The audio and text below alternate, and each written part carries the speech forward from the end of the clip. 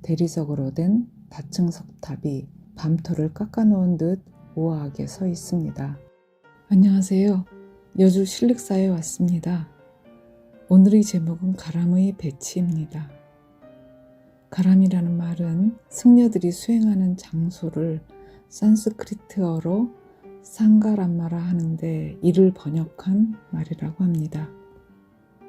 가람의 건물은 일주문, 금강문, 부리문을 시작으로 금당으로 가는 누각을 거쳐 중심 공간인 대웅전, 극락전 등이 배치되고 그 앞에 석탑과 석등이 자리 잡는 게 정형입니다.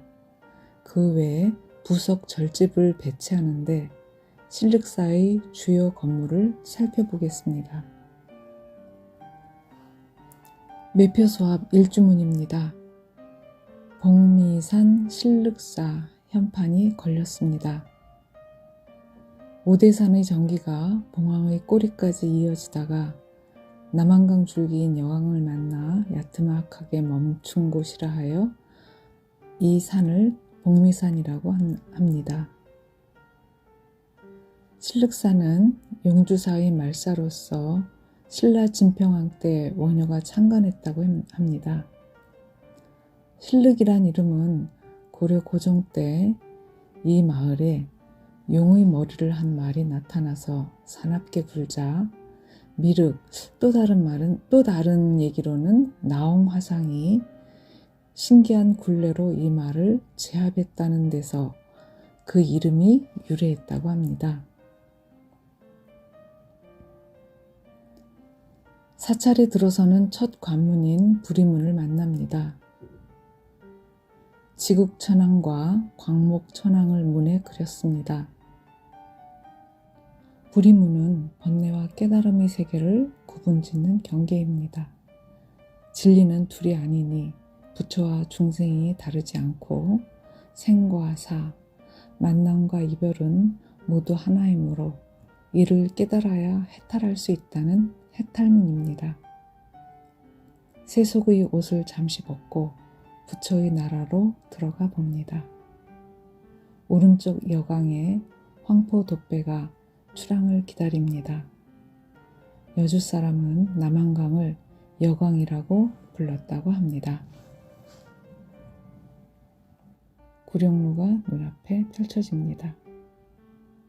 석가모니 탄생 시 9마리 용이 물을 뿌려 부처님을 목욕시켰다는 설화와 또 다른 얘기는 원효대사가 실륵사 창건 당시 꿈에 한 노인이 나타나 연못을 신성한 자리라고 알려주어 연못을 메워 절을 지었는데 그 연못에서 9마리 용이 승천하였다는 전설로 그 이름이 구룡루가 되었다고 합니다.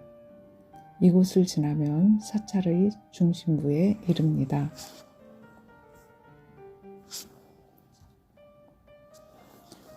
구룡루 앞에 중심공간, 사찰의 중심공간 극락보전을 만납니다.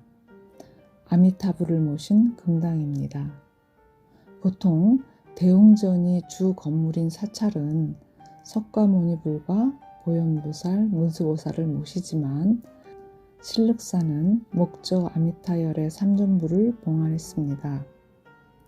극락보전은 서방 극락 정토를 묘사한 정각이므로 중심에 모신 아미타불은 협법을 하고 있고 왼쪽의 대세지 보살은 지혜로서 모든 중생을 깨우치며 오른쪽 관세음 보살은 소리를 눈으로 볼 수 있는 보살로서 병들고 고통받는 중생의 괴로움을 덜어주는 자비의 화신입니다.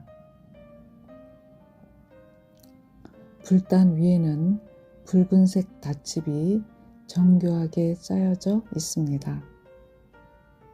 불단을 바치는 수미단의 단청은 학, 연꽃, 코끼리 등을 섬세하게 그렸고 새 부처님을 모신 호불탱화, 신중도, 삼장보살도가 화려합니다.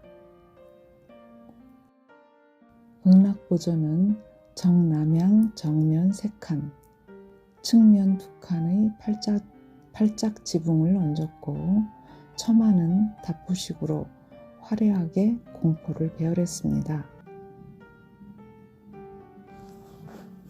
극락보전 앞에는 보물 제225호 대리석으로 된 다층 석탑이 밤토를 깎아놓은 듯 우아하게 서 있습니다.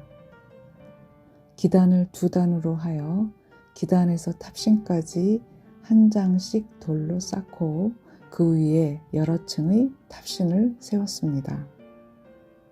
8층 몸돌 위에 지붕돌 하나와 몸돌 일부분이 남아 있습니다. 층수가 더 많았을 것이지만 8층 탑신의 아래까지만 옛 모습이 남아 있습니다. 새하얀 대리석 기단석에 도들새김으로 구름과 용, 꽃잎을 정교하게 조각하여 세련되고 기품이 있는 탑입니다. 극락보전 왼쪽으로 복미산을 향해 이동하면 고려 3대 화상의 영정을 배치한 조사당이 있습니다. 고려 때 창건하여 조선 초에 중건한 것으로 신륵사에서 가장 오래된 건물이라고 합니다. 낮은 돌기단 위에 정면은 한 칸, 측면은 두 칸으로 측면이 정면보다 넓은 특이한 구조에다가 겹처마에 팔짝 지붕을 이었고 3면을 벽으로 마감한 아담하고 운치가 있는 절집입니다. 그 앞에는 태조 이성계가 심었다는 향나무가 조사당을 수호하면서 고급스런 자태로 고찰의 품격을 드러내고 있습니다. 나홍화상의 스승 지공화상을 중심에 나홍의 제자 무학대사를 왼편에 나홍화상을 오른편에 안치했습니다. 신륵사는 나홍화상에 의한 나홍화상을 위한 나홍화상의 사찰이라고 해도 될 만큼 나홍화상이 끼친 영향이 커 보입니다. 양주 회암사 주지였던 나홍화상은 왕의 명을 받아 경남 밀양으로 가던 중 신륵사에 머물게 되고 여기에서 입적을 합니다.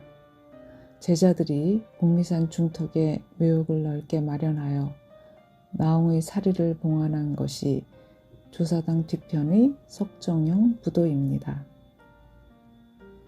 나홍이 입적할 때 오색 구름이 산마루를 덮고 구름도 없는 하늘에서 비가 내리고 수많은 사리가 나왔고 용이 호상을 했다는 전설도 있습니다.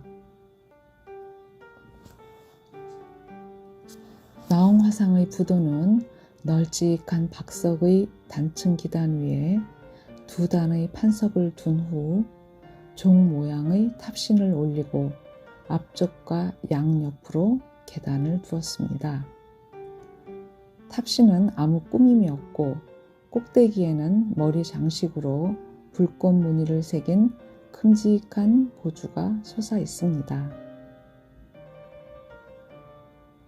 그 부도 앞에 석등은 섬세하고 화려하여 조촐한 석종과 조화를 이룹니다. 석등에는 비천과 용이 새겨져 있어 형태가 매우 아름다우며 그 뒤의 석종 부도를 장엄하기 위한 공양구로서의 역할을 할 뿐만 아니라 인간의 어두운 마음을 밝혀주는 연등을 상징한다고 합니다. 조금 떨어진 곳에 보제존자 석종비가 있습니다. 보제존자는 나홍화상을 말합니다. 명문장가 이색이 나홍화상을 찬양한 내용이 기록된 나홍화상 추모비입니다.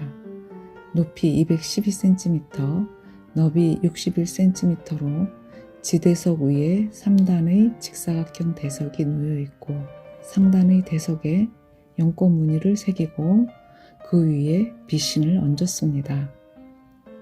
대리석 비신 양옆에 화강암 기둥을 세워 비신을 보강하고 그 위에 목조 건축물의 공포와 기왓골을 조각한 옥계석으로 기와 지붕을 얹은 듯합니다. 조사당에서 명부전을 거쳐 관음전 남쪽으로 이동하면 범종각이 있습니다. 아침 저녁 예불 때 법고, 목어, 운판, 범종 순으로 친다고 합니다. 멀리 퍼지는 범종 소리는 일체 중생을 번뇌로부터 벗어나게 하고 지혜와 깨달음을 얻도록 하는 구도의 울림이라고 합니다. 범종각에서 구룡루를 지나 신륵사의 끝자락으로 향합니다. 야트막한 계단 위로 보이는 다층 전탑은 벽돌로 쌓았다 하여 벽절이라고 부르기도 합니다. 높이는 940cm, 기단을 2단으로 마련하고 다시 석 단의 계단을 쌓은 후 여러 층의 탑신을 올렸습니다.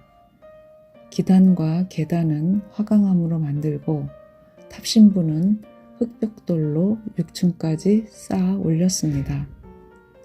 그 위에 몸돌 하나를 올려놓고 있어 7층 같아 보이기도 하는 애매한 구조라서 다층탑이라고 부르나 봅니다. 멀리서도 보이므로 여강을 오가는 뱃사공들이 탑을 기점으로 위치를 파악했다고 합니다. 전탑을 뒤로 하고 북쪽으로 계단을 오르면 비각이 보입니다. 신륵사에서 나홍화상 다음으로 자취를 남긴 사람이 목은 이색입니다. 주자학을 발전시켜 성리학을 구축한 유학자 이색이 신륵사와 인연이 깊다는 것은 시사점이 있어 보입니다. 목은 이색이 공민왕과 부모의 명복을 빌기 위해 나홍화상 제자들과 대장경을 간행하고 그것을 봉안하기 위해 2층으로 대장각을 세웠다고 합니다. 그 사연을 기록한 것이 대장각 기비입니다. 대장각 안에는 대장경 한부와 비로자 나불, 문수 보살상이 봉안되었다고 하나 현재 대장각은 사라졌고 대장경은 일본으로 건너갔으며 그 기념비만 남아 있습니다.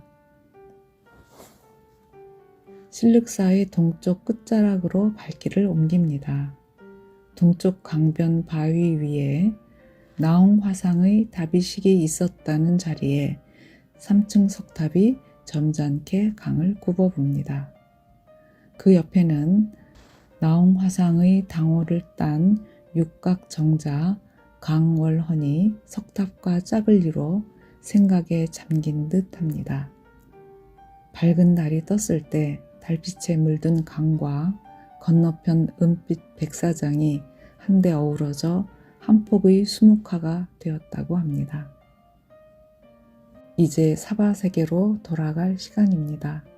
부리문을 나서며 부처와 중생이 다르지 않고 생과 사, 만남과 이벌이 모두 하나임을 깨닫고 해탈하면 지혜를 얻는다고 합니다.